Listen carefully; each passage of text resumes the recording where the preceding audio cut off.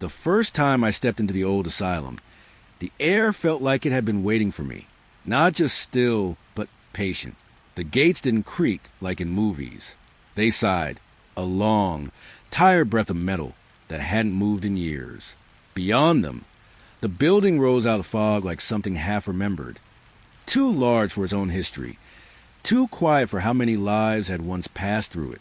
The windows were all dark, but I kept thinking I could see movement behind them, like someone blinking from the inside, slow and unsure if they were still alive. I was hired as a night guard for the archive wing. Simple job. Walk the halls. Check the locks. Write reports no one would read. They told me the asylum had been closed for decades, but the records still needed guarding. Old paperwork, they said. Nothing more. But on my second night, I heard footsteps in the west corridor. Soft, barely there. Matching mine, even when I stopped walking. The radios went silent at 2:13 a.m. every night, exactly the same time. And after that, the building started changing shape. Doors that weren't on the map. Hallways that felt longer when I turned back. And patient files that were no longer old. They were updated, recently, with my name written in places I never signed. Last night, I found a door that wasn't supposed to exist. It had no handle, no label, just a small glass window, fog from the inside, as if someone was breathing on it. And when I looked closer, something inside pressed its palm against the glass. That's when I realized I wasn't guarding the asylum. I was being added to it. The gates were already open when I arrived. No guards, no welcome light, only fog thick and slow, pressing against the iron bars like it had weight. My boots touched wet gravel. Cold seeped through the soles, biting into my feet as if the ground remembered every step taken here before mine. The building rose ahead of me, old asylum archive wing. Stone walls faded into gray mist, edges disappearing as if the structure didn't fully belong in the world anymore. I stood there longer than I should have. The radio on my belt crackled once, then went quiet again. No instructions followed, no greeting, just silence, stretching too clean to feel natural.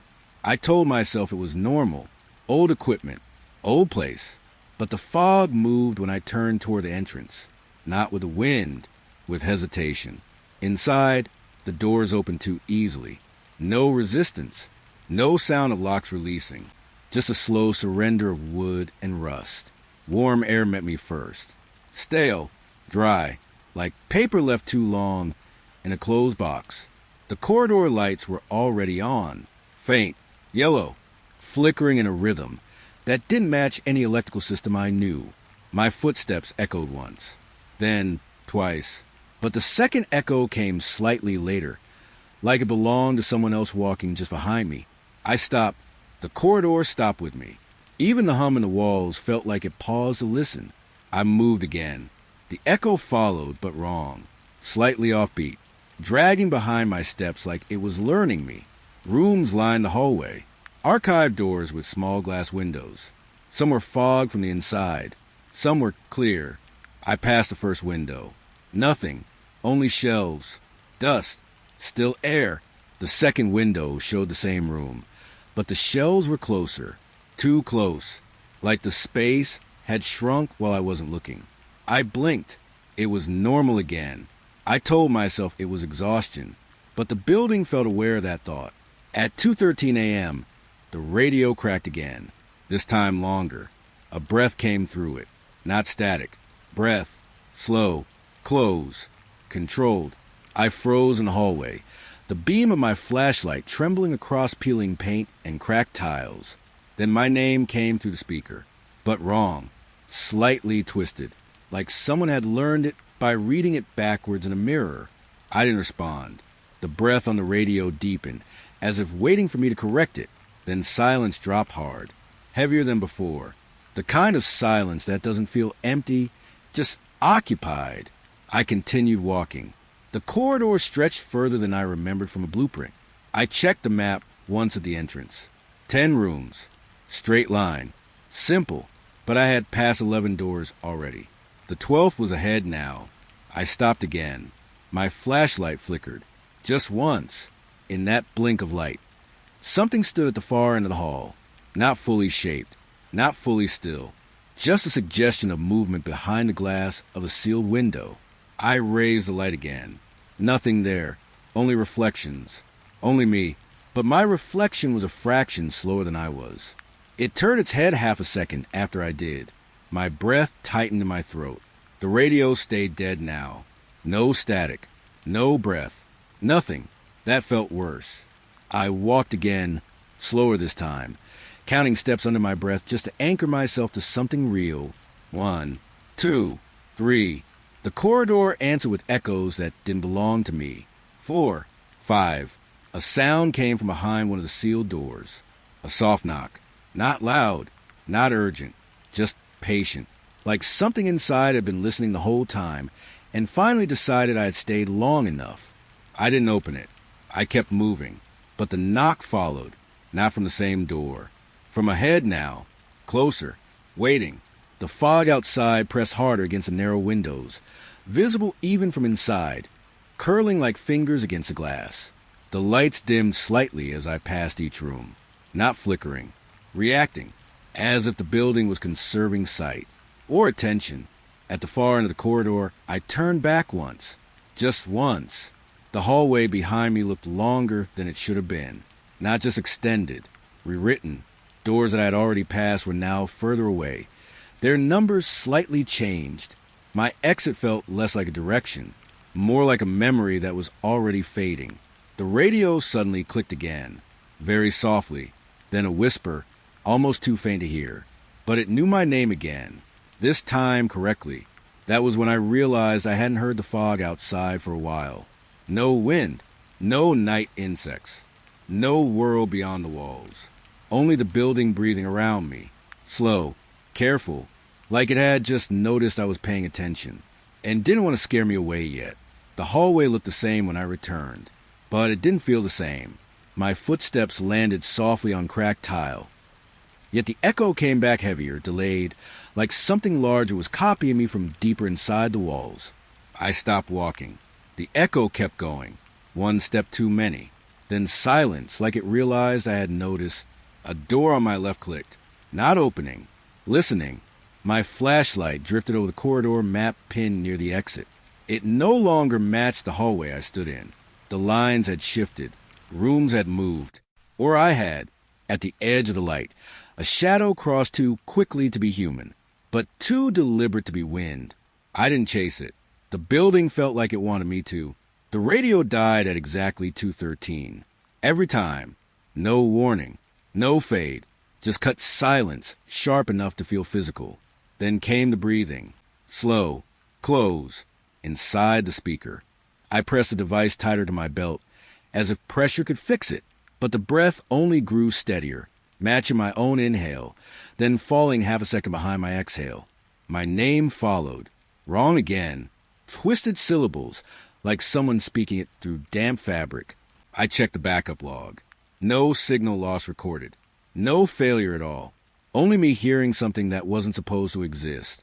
When it stopped, the silence wasn't empty. It was waiting, like it had already learned when I would speak next.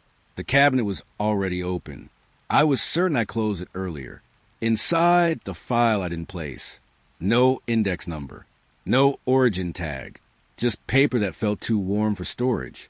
The photo inside showed a patient seated in a blank room, but the face blurred when I looked directly, clear only when I wasn't focused on it. The handwriting on the intake sheet looked like mine, not similar. Mine, same pressure, same angle, same hesitation at the end of letters. My fingers touched the ink. It smudged fresh, as if written minutes ago. The final line listed events that hadn't happened yet, including tonight, including me reading it.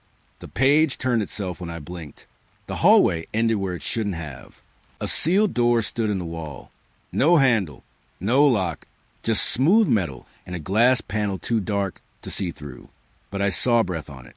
Slow, fogging from the inside. I stepped closer. The lights dimmed with me, like the building was lowering its gaze. I stepped back. They brightened again. The door reacted only when I thought about it. Not movement, intention. Behind the glass, something shifted closer, but only when I stopped watching directly. My flashlight shook slightly in my grip. I didn't touch the door. Still felt like it had already decided what I would do next, and it was waiting for me to realize I agreed. The ward was not on tonight's schedule. I checked the map twice, then a third time, just to make sure my eyes weren't shifting things on their own again. But the corridor still led there, a place that should have stayed dark. Old patient wing, vacant for years. At least that's what the record said. The door opened before I reached it. Not a sound, just a soft release, like it recognized me coming. Inside, the air changed immediately. Cooler, thicker, smelling faintly of metal left in rain too long. My flashlight cut across rows of empty beds. Sheets were neatly arranged. Too neat, like someone had just finished preparing them. But no one should have been here. The lights flickered once, then stayed on, old fluorescent tubes humming above me, even though the power logs showed nothing active for this wing. I stepped forward slowly. Each bed looked identical at first glance, but when I passed them, I noticed small differences. A pillow slightly dented, a blanket folded in a direction that didn't match the last glance. Then I looked back. They had shifted again, not dramatically, just enough to doubt my memory. I swallowed once. The sound felt too loud in the room. My radio stayed silent. That was worse than its usual noise. A silence from it meant it was listening instead of speaking. I moved deeper into the ward. The bed seemed warmer the further I went. Not visually, not obviously, but my skin felt it, like walking past bodies that had only just left. A faint sound came through the vents. A lullaby, broken, slow, almost human, but the notes didn't repeat correctly. Each loop slightly altered, as if the melody was forgetting itself while it played. I stopped beneath a vent. The sound stopped too. Not faded. Stopped, like it knew I was paying attention. I stepped away. The lullaby returned instantly. Behind me, a bed shifted. The metal frame clicked softly against the floor. I turned. Nothing there. But the blanket was no longer flat. It now formed a shallow shape, as if something had just been sitting up, then decided not to be seen. The security camera in the corner rotated slowly, not tracking me, replaying me. My movements appeared a second before I made them. I raised my flashlight. The feed on the small monitor looped backward, myself walking in reverse, myself standing still before I even entered the room, myself already gone. I stepped closer. The camera froze, then reset, all at once, like it forgot what was allowed to show. The ward lights flickered harder now, not random, rhythmic, in sync with something I couldn't place. My heartbeat maybe, but slightly off, always ahead of it. I pressed my palm against the bed frame. It was warm, fresh warmth, not metal heat, not old building heat. Human warmth. My hand pulled away quickly. The warmth stayed behind, like it didn't need contact to exist. The beds around me were no longer arranged in straight rows. I hadn't seen them move, but now the spacing was wrong. Wider in some places, tighter in others, as if the room had stretched while I wasn't looking. The lullaby returned again, closer this time, not from vents anymore, from the room itself, from inside the walls. I turned off my flashlight, just for a second. The darkness didn't feel empty. It felt occupied. Something shifted at the far end of the ward, not fully visible, only the suggestion of a figure between flickering lights. When I turned the flashlight back on, the shape was gone, but one bed was now slightly elevated at the head, as if someone had just leaned back, slowly, comfortably. The radio clicked once, then died again. 213 was still far away, but the silence already felt like it had started early. I backed toward the exit. The ward lights followed my movement, not physically, not visibly, but every step I took made the brightness adjust slightly, as if the room was learning how far I was willing to go before I turned around. At the doorway, I paused, looked back one last time. The beds were perfectly aligned again, still, empty, almost convincing. If I hadn't felt the warmth still lingering on my hand, The door closed behind me, without sound, not shutting, ending, and as it sealed, the lullaby continued softly through the wall, as if it didn't need me inside the room anymore to keep playing.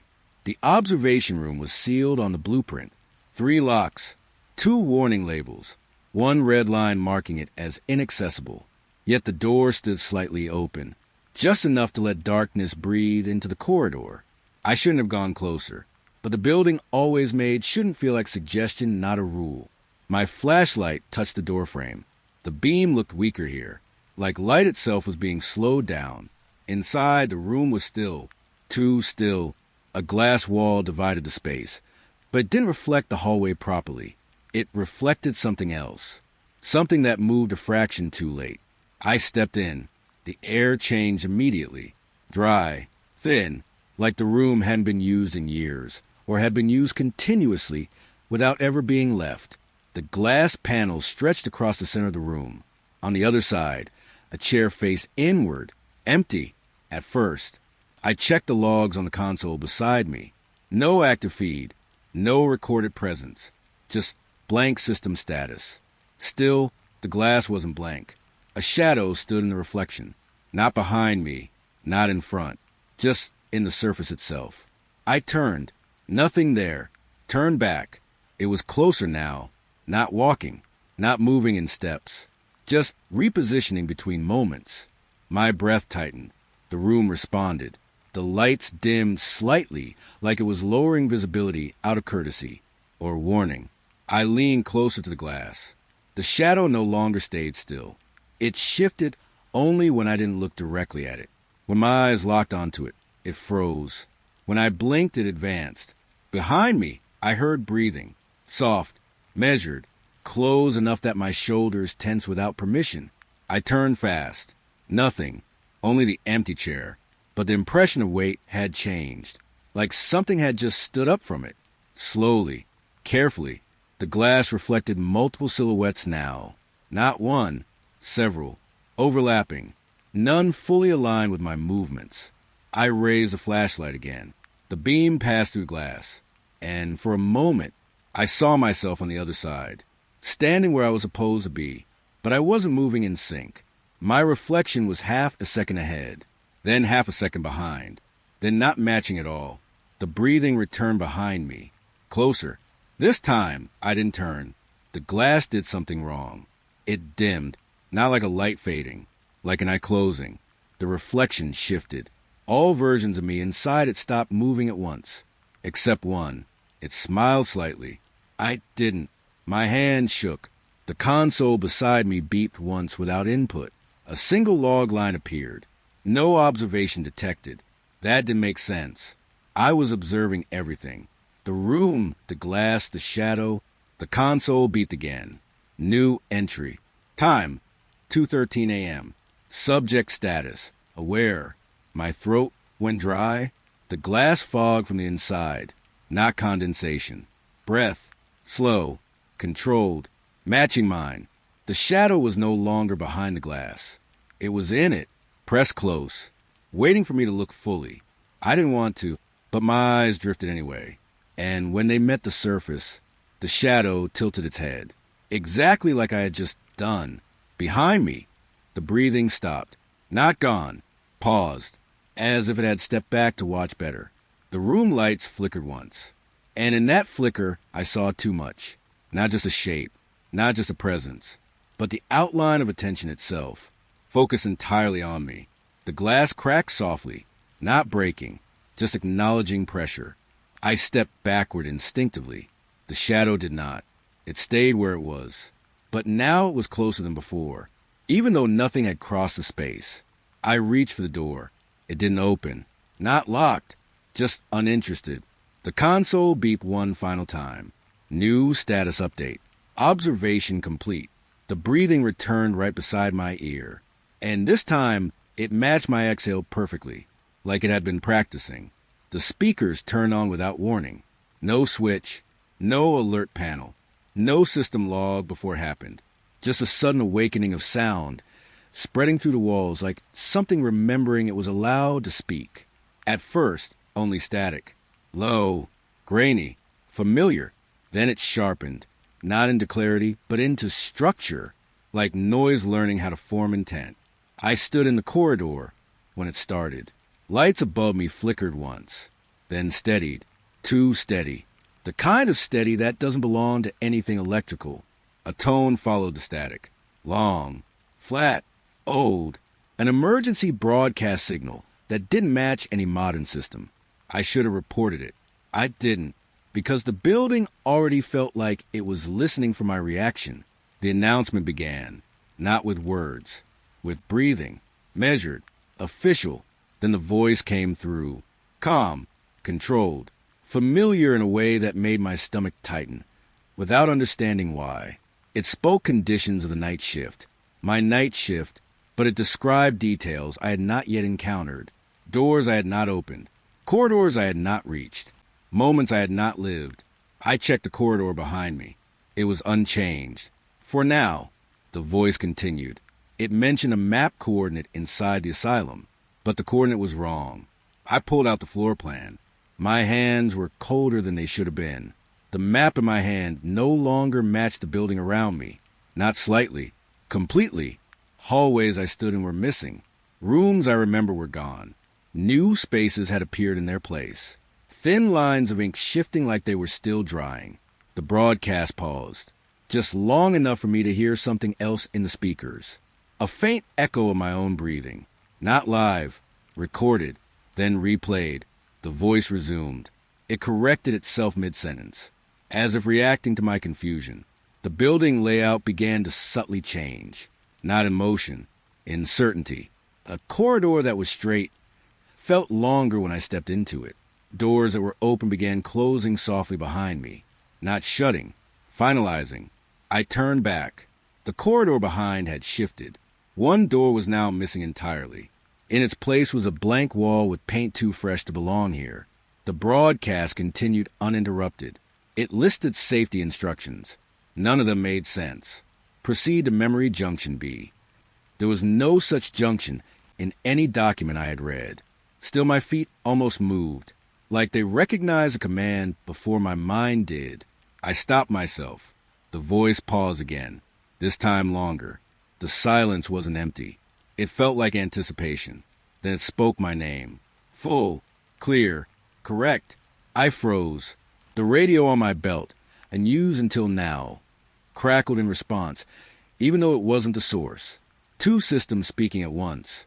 One from the building, one for me, or through me. The voice continued. It described my current position. Not approximate, exact, down to the direction I was facing. My flashlight trembled in my hand. The corridor lights dimmed slightly as I looked down the hall. Every light I passed seemed to forget I was there until I looked directly at it again. Then it remembered. Too quickly, too precisely. The broadcast shifted tone. Still calm, but closer, as if the speaker had stepped inside the walls. It corrected the map again. This time, entire floors shifted. The building rearranged itself in subtle ways I could feel rather than see. Corners tightening, distances stretching, doors migrating when not observed. I walked forward carefully. One step, then another. Each step echoed differently now, not repeating, responding. The voice spoke again. It gave an instruction meant only for me. Continue forward. You are aligned. Aligned with what? It did not say. At the end of the corridor, I saw a staircase that wasn't there before. Or maybe it had always been there, and I had simply not been allowed to notice it yet. The broadcast ended abruptly. No closing tone. No signal drop. Just silence, snapping into place like a lock. For a moment, I thought it was over. Then the speakers spoke once more. Very softly, almost gently. They said my full name again, and then repeated it, in my own voice. The file room was smaller when I entered. I remember that clearly. One narrow aisle, two shelves, a single desk lamp that flickered like it was tired of existing. But when I stepped inside again, the space no longer agreed with that memory. The room stretched, not visibly at first, only in the way silence deepened between the shelves. I walked forward slowly. My footsteps didn't echo right away. They waited, then followed two carefully, as if deciding whether to trust me. The shelves were higher now, longer rows fading into dimness that my flashlight couldn't fully reach. I turned once. The door was still behind me, but farther than it should have been, as if the room had decided distance was optional. I checked the aisle signs. They were handwritten labels, some fresh, some old, all identical. Same handwriting, same pressure, same hesitation at the end of letters. Mine, I froze. The labels weren't just similar. They were variations of the same hand, written across decades, different dates. Same hand. The air felt warmer the deeper I went. Not comforting warmth. A living kind, like the room was breathing through the paper itself. A folder slid slightly out of place on its own. I didn't touch it. It opened anyway. Inside, files stacked neatly, all labeled with patient numbers that repeated in patterns that didn't belong to human record keeping. Then I saw it. One file had no number, just a blank tag. Waiting. I pulled it out. The paper felt warm immediately, not from my hand. From itself. The ink inside wasn't dry. It smudged faintly under pressure, as if recently written, or recently touched. The contents listed behavioral notes, but not about patients. About me, my movement patterns, my pauses, my hesitation before opening doors. The file tracked things I hadn't told anyone, things I hadn't even noticed doing. My throat tightened. A sound came from deeper in the room. Paper shifting. Slow. Deliberate. I turned my flashlight toward it. The shelf behind me had changed. New rows had formed where empty space had been moments ago. The room expanded again while I wasn't looking. Not loudly. Not violently. Just confidently, like it knew I would accept it. The file in my hand turned a page on its own. A new section appeared. Future entries. Events that had not happened yet, but were written in past tense, as if already completed. One line made my grip tighten. Subject will recognize expansion of archive at 2:13. I looked at my watch instinctively. 2:12. Too close. The shelves creaked softly. Not wood. Not metal. Paper. Thousands of pages shifting at once. The room felt fuller now. Not with objects. With attention. Like everything inside, it was aware of being categorized. A file dropped from a shelf behind me. I didn't turn right away. I waited for the second drop. There wasn't one. Only breathing. Soft. Measured. Coming from between the rows. Not loud enough to locate. Just consistent enough to confirm it was real. I moved carefully down the aisle. Each shelf I passed looked slightly different when I didn't look directly at it. Files rearranged themselves when I blinked. Titles shifting, names rewriting. One shelf caught my attention. Every file on it was identical. Same label, same number, same handwriting. Mine. The entire row repeated me. My hand reached out without permission. I pulled one file. It opened instantly. Inside was a photograph. Me, standing in this exact room, but from a different angle. Watching myself take the file. I stepped back. The photo updated. My movement lagged in it by half a second, then caught up, then paused, as if waiting for my next action before it continued. The room expanded again. This time I felt it. Distance stretching like fabric pulled too far. The exit was no longer where it had been. It was further back, or I was further inside. The difference didn't matter anymore. The file in my hand closed itself. The final page was blank, except for one sentence forming slowly in ink that looked freshly wet. You are now part of the index. The shelves shifted again, and for the first time, I realized the room wasn't expanding outward. It was expanding inward. Around me, the corridor outside the ward felt quieter than it should have been. Not peaceful, just careful, like the building was adjusting how much it revealed at once. I checked the patient registry again before moving forward. One name caught my attention. Discharged. Stamped clearly. Signed off. Final. But the body was still listed as present inside the facility logs. That contradiction didn't belong in any system that was supposed to stay stable. I walked toward the indicated room. The lights above me dimmed slightly with each step. Not flickering. responding. The hallway felt longer when I focused on it directly, shorter when I tried to ignore it, like it refused to agree with attention. Footsteps followed behind me. Perfectly timed. Too perfect. I stopped. They stopped. I moved again. They matched instantly. Not echo. Not delay. Mirroring. I didn't turn back. I didn't want confirmation. The door had opened before I reached it. Slowly. Patiently. Like it had been waiting for my arrival. Without needing to guess when I would arrive. Inside, the room was empty, at least at first glance. A bed stood against the far wall, sheets slightly disturbed. Not messy. Recent. The air carried warmth that didn't match the temperature of the building. I stepped in. The lights above adjusted instantly. Following me. Tracking. Not movement. Presence. I stood still. The lights dimmed slightly, as if unsure what to do when I wasn't performing. A soft sound came from the bed. Fabric shifting. Slow. Like someone settling in without wanting to be noticed. But nothing was there. At least nothing fully visible. I walked closer. Each step I took was matched by a faint echo behind me. Same distance. Same pace. Same hesitation. I reached the bedside. The blanket had formed an indentation. Fresh. Human. My breath tightened. The indentation shifted slightly as I looked at it, like it reacted to being observed. I stepped back. The indentation deepened, as if something had just sat up, then stopped, waiting for me to decide it wasn't there. The radio on my belt crackled once. No signal warning. No static buildup. Just a single, clean tone. Then silence. The silence felt aware. I turned slowly toward the mirror on the wall. At first, it showed me correctly. Standing. Still. Breathing. Then it lagged. My reflection stopped half a second later than I did. I raised my hand. The reflection didn't follow immediately.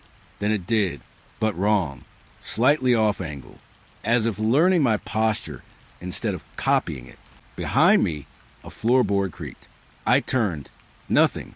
When I looked back at the mirror, the reflection was closer. Not physically. Visually. As if the space between us had shortened without moving anything. The bed shifted again. This time more clearly. Not subtle. Not ambiguous. The shape under the blanket rose slightly. Then settled. Breathing. I could see the rhythm now. Slow. Matching mine. But always half a beat behind. The lights flickered once. The reflection in the mirror didn't flicker with them. It stayed stable.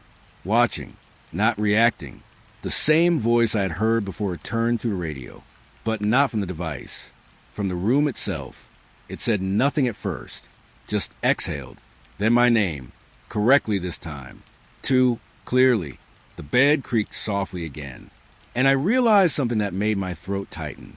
Every time I moved, the sound in the room arrived first. Then I followed it, not leading the moment, just catching up to something that had already decided I would move. The stairwell was not on the map. I checked it twice anyway.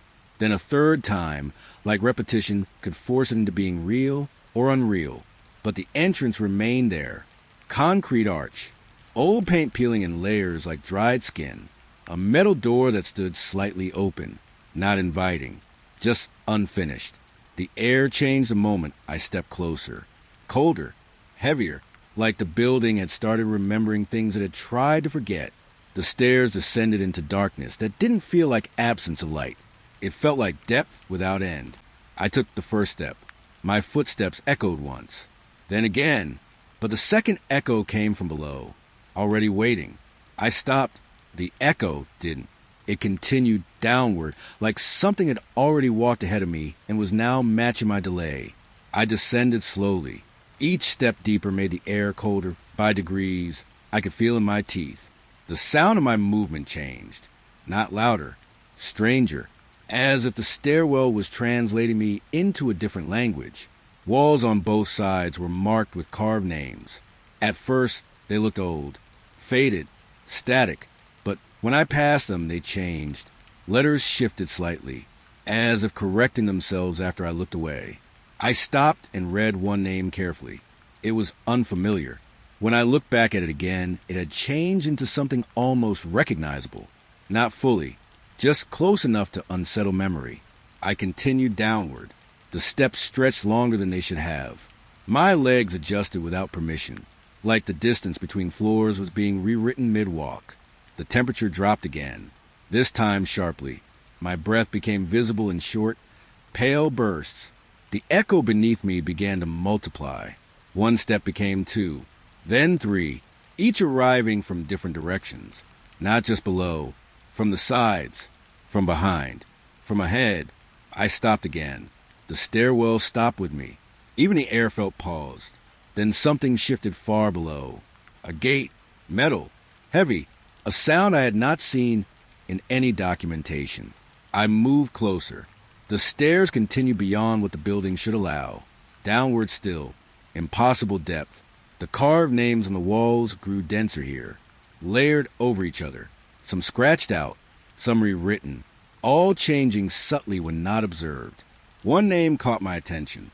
It was forming slowly, not carved, appearing, as if the wall was deciding what it should say. My name, incomplete, still writing itself. I stepped back instinctively. The stairwell answered with a low metallic echo that wasn't mine. A gate stood at the bottom now. I was certain it hadn't been there before. Chain-linked, locked, but the lock looked unused. Not rusted, not aged, just waiting. The echo beneath me stopped suddenly, like whatever was below had paused to listen more carefully. The air grew tighter, more focused. I descended one more step. The names on the walls blurred slightly, then stabilized again, but different. Some were gone. New ones replaced them instantly, as if the stairwell was indexing who was paying attention. I reached the gate. It was closer than it should have been. Distance again behaving incorrectly. I touched it lightly. Cold metal. Too clean. The moment my fingers made contact, the echo returned, not from below, from inside the gate. A single step, matching mine. I pulled my hand back. The echo stopped. I stepped again. It repeated. Perfect synchronization. Not imitation. Recognition. My flashlight flickered. Once, then steadied.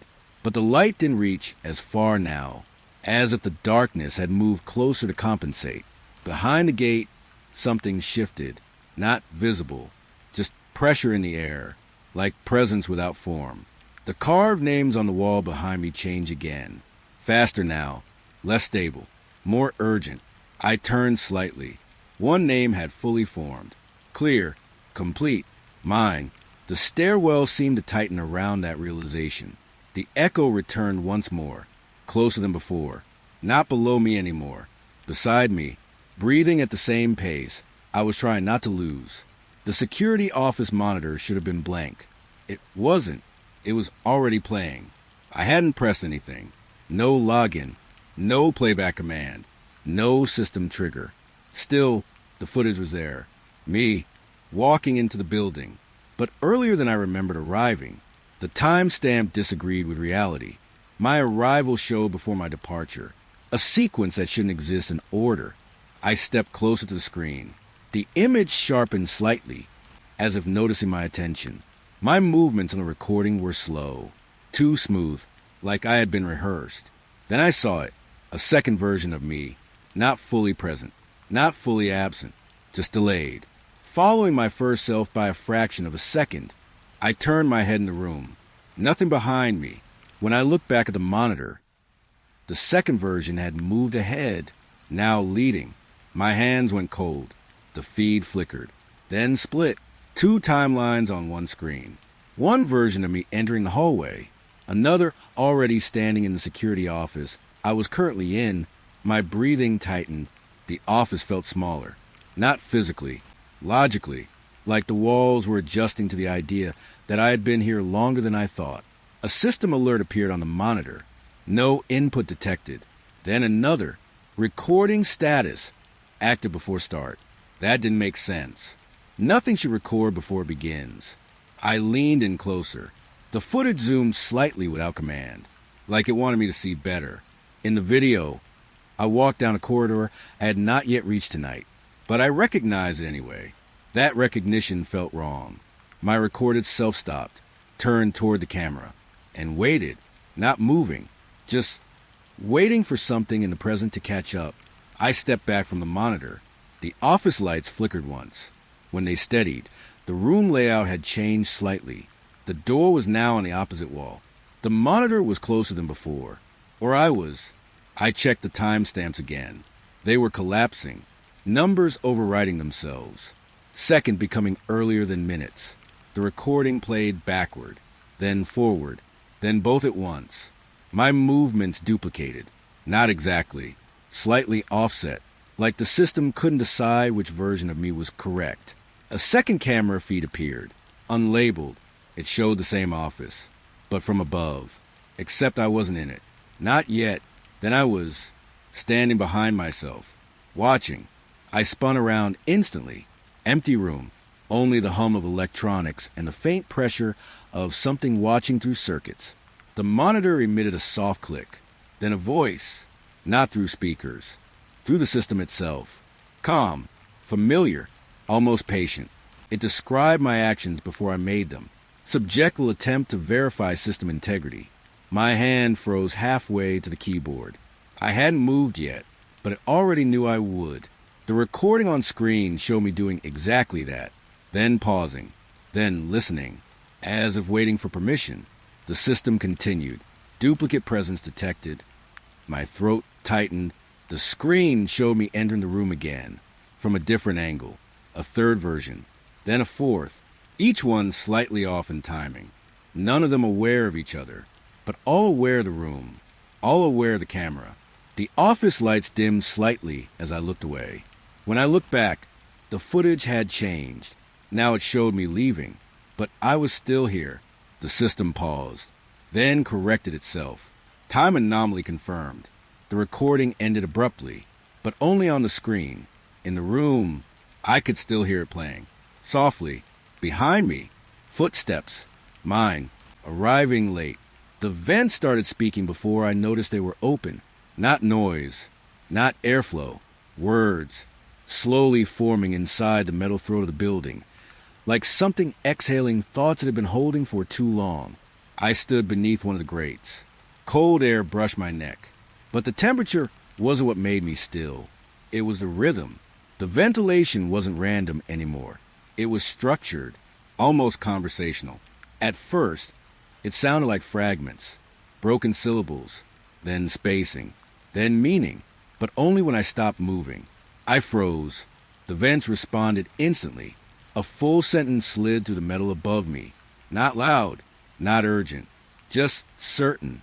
I couldn't repeat it afterward. My mind kept slipping on the words like wet glass. I moved again. The voice paused, as if waiting for my attention to settle. I walked slowly down the corridor. Every vent I passed felt aware of my position. Airflow shifted subtly with my direction, not blowing, guiding.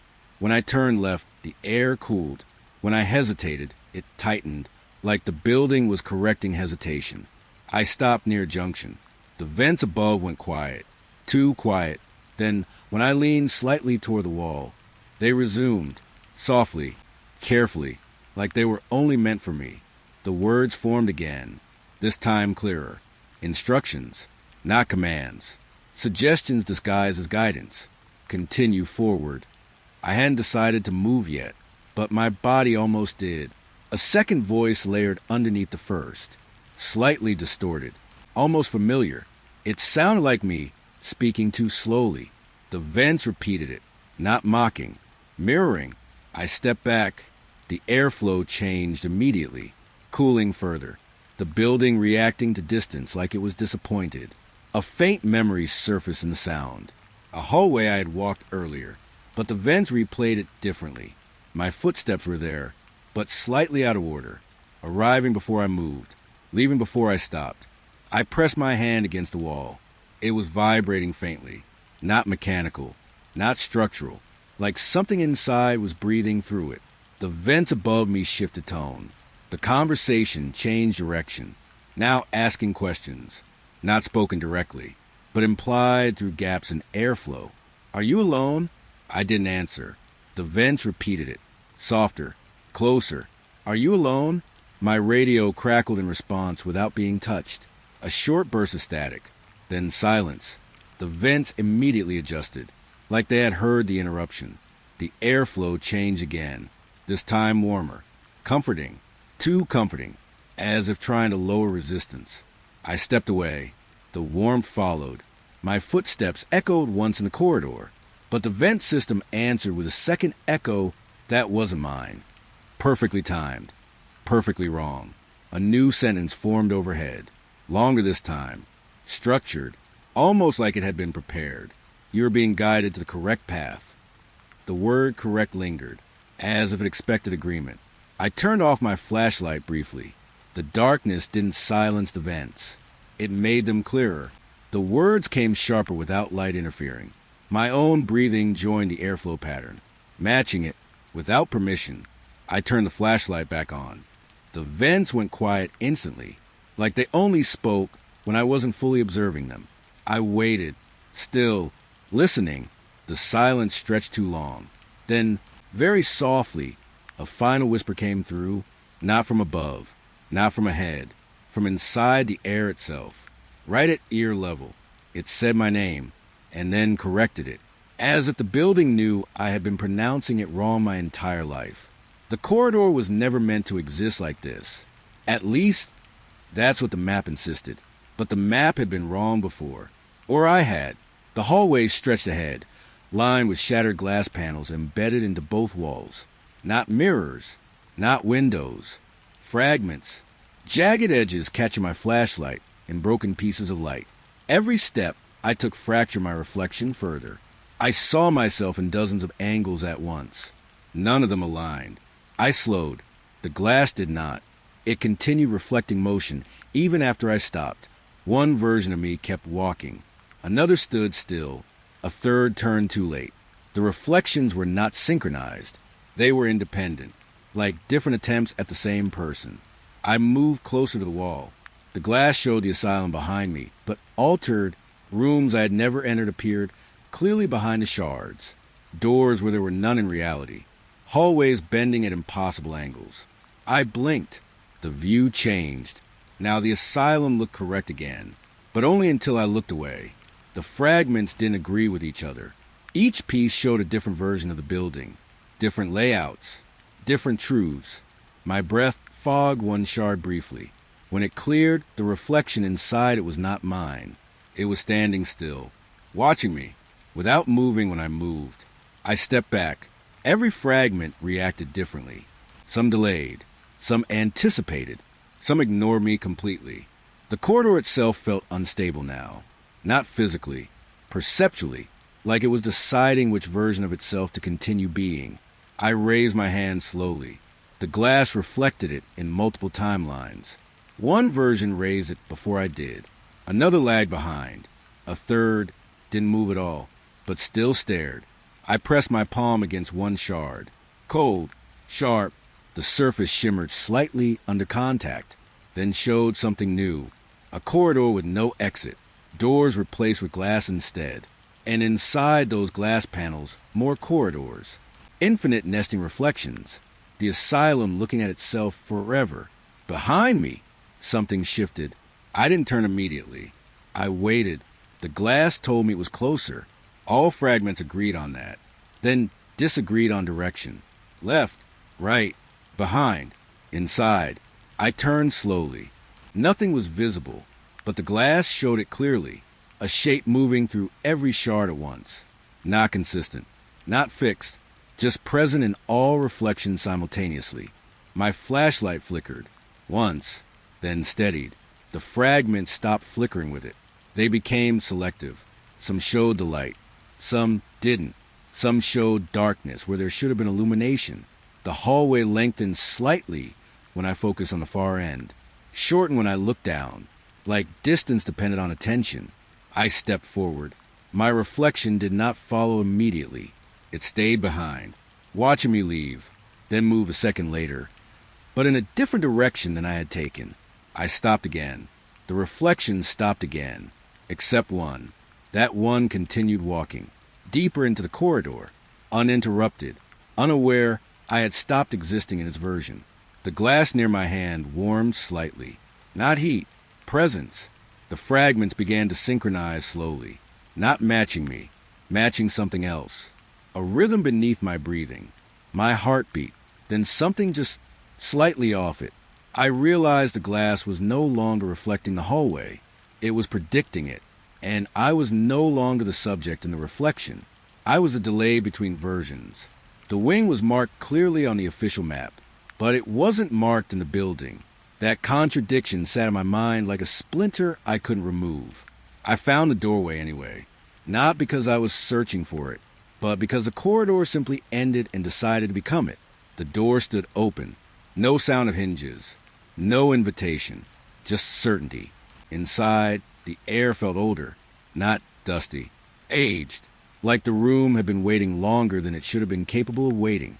The lights were dim, but steady. Not flickering. Observing. Rows of rooms stretched deeper than the exterior allowed.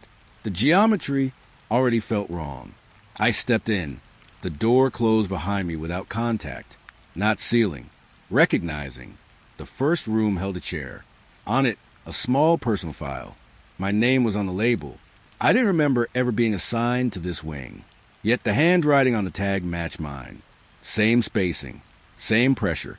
Same hesitation at the final stroke. The air tightened slightly when I picked it up, like the building had noticed. Inside the room, the objects were carefully arranged. Too carefully.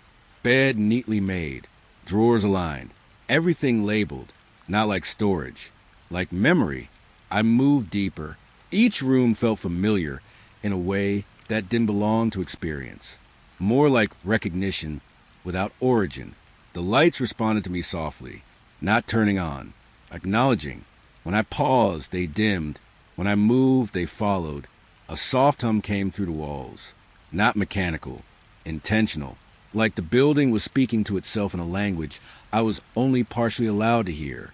A second file rested on a table in the next room. It contained records of my past. Except they weren't my past. Not fully. Events I couldn't recall, but could almost feel. Names I almost recognized. Places I almost remembered entering. The ink was fresh. Too fresh for archived documents. My fingers hovered above it. The page turned itself. One line stood out. Subject integration increasing. Integration into what wasn't specified. The room temperature dropped slightly when I read it. Not in reaction to fear. In reaction to awareness. Further inside, the wing changed subtly. Doors began closing gently behind me, not locking me in, guiding me forward, like the space preferred direction over choice. A faint familiarity grew stronger with each step, not comfort, recognition without consent, as if the rooms were aligning with something already inside me. I passed a mirror in one of the rooms. It didn't show me clearly at first, only outlines, then slowly sharpened. But the reflection looked slightly earlier than I was. A version of me standing where I had been seconds ago, not where I was now. I stepped closer. The reflection didn't update. It stayed behind, watching me move forward without it. A soft click came from the hallway behind me. Not mechanical. Final. The building felt satisfied with my progress. In the next room, the walls had photographs pinned across them. All of me, different angles, different times. Some I didn't remember. Some I couldn't have been present for. Yet all labeled in identical handwriting. Mine again. The lights above flickered once. And in that flicker, every photograph updated. All at once. Now showing me standing exactly where I was in real time. Even the ones I hadn't reached yet. I turned away slowly. The corridor ahead was longer now. Or deeper. The difference no longer mattered. Because the wing wasn't expanding around me anymore. It was aligning itself with me. And every room I entered felt less like discovery and more like returning. The clock was already ticking when I noticed it. Mounted above the corridor junction, half hidden in shadow. Old metal frame. Glass slightly fogged from the inside. It should have been broken years ago. But it wasn't. It moved. Not forward. Backward. The second hand swept in reverse, dragging time with it like something unwilling to be remembered. I stood beneath it longer than I meant to. The sound it made wasn't rhythmic. It was corrective, each tick undoing the last. I continued walking. The corridor felt unfamiliar again, even though I had passed it before. Doors I remembered opening were now closed. Rooms I had entered now sealed as if untouched. My footsteps echoed differently, not delayed, rewritten. The clock followed me with its movement, not physically, conceptually. Every time I checked it, the time had moved further backward, minutes collapsing into earlier minutes, like the building was erasing its own present. I stopped near a doorway. Inside, two voices were speaking, but I hadn't heard them speak yet, not in real time, only as echoes arriving before intention. One voice was mine, but calmer, more certain, as if it already knew what I was about to think. I stepped away. The clock above the corridor ticked faster in reverse. The hallway lights dimmed slightly, then brightened, then dimmed again, not flickering, replaying. The conversation inside the room repeated, but now in reverse order. Words arriving before meaning, then reorganizing themselves when I stopped listening. I covered my ears instinctively. It didn't help. The clock was not sound. It was structure. I turned a corner. Another clock appeared. Same design, same backward motion, but slightly ahead of the first one, as if time was splitting into layers, each one undoing a different version of reality. The air felt unstable, not cold, reversible, a sense that anything said here might be taken back before it was spoken. My radio crackled once, then produced a burst of static that formed briefly into language, backwards. It sounded almost like instructions, but they dissolved before I could interpret them fully. The corridor ahead stretched and compressed depending on where I looked. When I focused forward, it lengthened. When I looked away, it shortened, like the space existed only when observed in the correct order. The clock on the wall suddenly stopped. I froze. Silence spread instantly, heavier than the ticking ever was. Then the clock reversed direction again, but now slower, careful, like it was afraid of being noticed. I reached out toward it. Before my fingers touched the glass, it jumped backwards several seconds, avoiding contact, as if refusing interaction with the present. The corridor behind me shifted slightly. Doors I had passed reopened, but empty, not revisited. Undone, I moved forward again. Each step felt like it might be erased before it finished. The clocks multiplied now. One became three. Three became several, all moving backward at slightly different speeds. The effect was disorienting, not visually, existentially, like there were multiple earlier versions of the same hallway overlapping. I saw myself walking past me, but older, or younger, or just less complete. The reflection of time refused consistency. A voice came from the corridor ahead, but I recognized it before I heard it. My own voice, speaking something I hadn't said yet. Then silence, then the same words again, arriving earlier than before. The clock above me stopped once more. This time it didn't resume immediately. It waited, as if deciding whether I was allowed to continue existing in forward motion. Then it ticked once, forward, not backward. The first forward tick felt wrong, like the building had made a mistake. The corridor lights flickered in response, as if correcting themselves. And in that flicker, I saw the entire hallway briefly align in reverse again. Except for me, I was moving forward, against everything else. The room was empty when I entered. No record of recent use. No assigned patient. Just a single bed placed in the center, like it had been waiting to be questioned. The sheets were slightly disturbed. Not messy. Recent. My hand hovered near the fabric before I touched it. Warmth answered immediately. Not heat from pipes. Not lingering body warmth from memory. Fresh warmth. Alive in its timing. The pillow held a shallow impression, as if someone had just lifted their head and decided to remain invisible. I stepped back. The impression deepened slightly, like it was responding to absence. My breathing slowed without permission, then matched something else in the room. A second rhythm. Soft, steady, too close to be distant, too precise to be random. The light above flickered in sync with it. I turned away from the bed. The warmth stayed behind me like it didn't need contact to continue existing. I left the corridor. I remember leaving it. But the door led back into the security office again.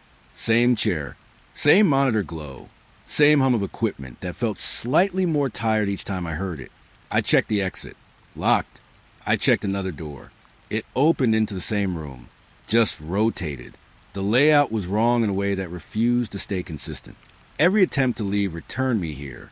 Not physically forced. Redirected. The monitor flickered. Timestamps began cycling in 17-minute loops. Each reset felt slightly shorter, like time itself was losing patience. Cameras showed rooms I had not entered yet, doors I hadn't passed through, and still, I was in all of them. When I looked away from the screen, the room changed. When I looked back, it reset, as if observation was the only stable rule left. The tape started on its own. No hands on the recorder. No trigger event. Just playback. A voice filled the room. Not unfamiliar. Mine, but older in tone. Smoother. As if it had been used more times than I remembered. The interview began before any question was asked. Answers arrived first. Then silence shaped around them. A second voice joined in. The interviewer. Calm. Professional. Identical cadence to mine. Like the conversation was happening between two versions of the same person. Questions referenced events I hadn't experienced yet. My responses matched them perfectly. Too perfectly. The background noise wasn't static. It was corridors. Footsteps. Doors closing softly in rhythm with speech. Then the tape paused. For a moment, I heard breathing. Directly in the recording. Not layered. Not distant. Close. It continued. And spoke a secret I had never said aloud. Not even in thought. The tape ended before I could react, but the silence that followed kept repeating the final sentence, like it didn't want to stop existing. The walls were covered in names, carved into stone, written over paint, layered across decades like the building had been collecting identities instead of records. I walked slowly. Each name shifted slightly when not directly observed. Some disappeared entirely when I focused on them. Others formed as I approached. The corridor stretched endlessly in both directions. No visible end, no visible beginning, only continuation. The names began to rearrange themselves as I moved, patterns forming, breaking, reforming again. Then one section of wall changed more deliberately, letters emerging slowly, not carved, not written, forming. My name, full, complete. I stopped walking. The corridor lights dimmed immediately, like they were acknowledging recognition. The other names faded slightly in response, as if they no longer mattered as much. The floor felt colder beneath me, not temperature. Weight, as if the corridor had decided I was now part of its structure. The names around mine shifted again, some aligning toward it, some erasing themselves, as if choosing relevance. Behind me, the corridor extended further. Ahead, it did not end, only continued reshaping itself around the fact that I had been identified. And the longer I stood there, the more certain it became that the corridor was no longer showing me names. It was deciding which ones I would become. The figure was already there when I entered, seated in a chair that shouldn't have existed in that room. Still, unmoving, but aware. The air tightened the moment I saw it, like the space itself had stopped pretending to be empty. I stepped closer. It didn't react. Not at first. Then the lights dimmed, not from failure, from attention shifting. When I blinked, it was gone. When I opened my eyes again, it was somewhere else. Same posture, different corner, still watching. My security log flickered on my wrist console, then failed. Direct observation corrupted it. I looked away. It returned immediately in a new position, as if distance meant nothing. Only awareness mattered. The moment I thought about leaving, the lights pulsed once. A warning or recognition. A door I had passed before now stood open. I did not remember opening it. Inside, everything was arranged neatly. Too neatly. A uniform folded on the table. Mine. Clean. Untouched. The radio on the desk activated without power. Shift instructions played in a voice that sounded like mine, but spoken after exhaustion had already won. The message referred to tasks I had not completed. Yet, Time felt misaligned in the room. Seconds arrived out of order. The door closed behind me softly. Not trapping, confirming.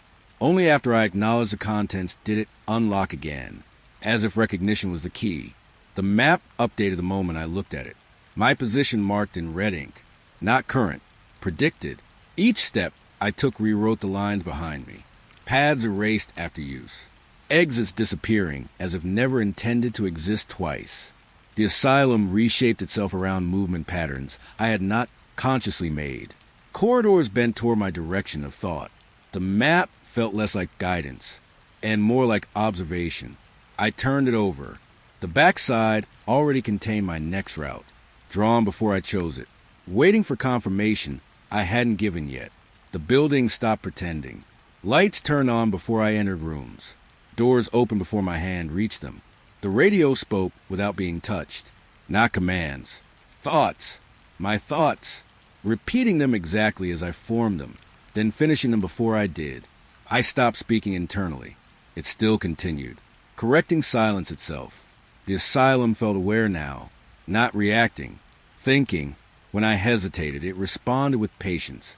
When I moved, it adjusted space to match intent. There was no separation anymore between decision and execution, only acknowledgement, and then acceptance. My name appeared on every system interface, every wall display, every reflective surface. Not written, recognized. The building had stopped learning me. It had finished. The shift did not begin. It had already been happening. That realization didn't arrive suddenly. It settled, like something heavy finding its final resting place inside thought. The nights blurred together. No entry point, no exit, only continuation. Logs confirmed attendance. Across days I could not separate. The asylum didn't record time anymore. It recorded presence. The radio no longer spoke with external voices. Only mine, but delayed. Or earlier. Or both. The distinction stopped matching. Files confirmed permanent integration into system architecture, not employment. Absorption. The corridors no longer changed when I moved. They anticipated instead. The building no longer responded to me. It was me, or had always been adjusting until that became indistinguishable. The final entry in every system repeated the same phrase. Shift active, no termination detected. There was no alarm, no escalation, no conclusion, only continuity. And somewhere in the silence between flickering lights and breathing vents, the realization no longer felt like fear, only recognition, as if the asylum had finally stopped pretending I was ever outside of it.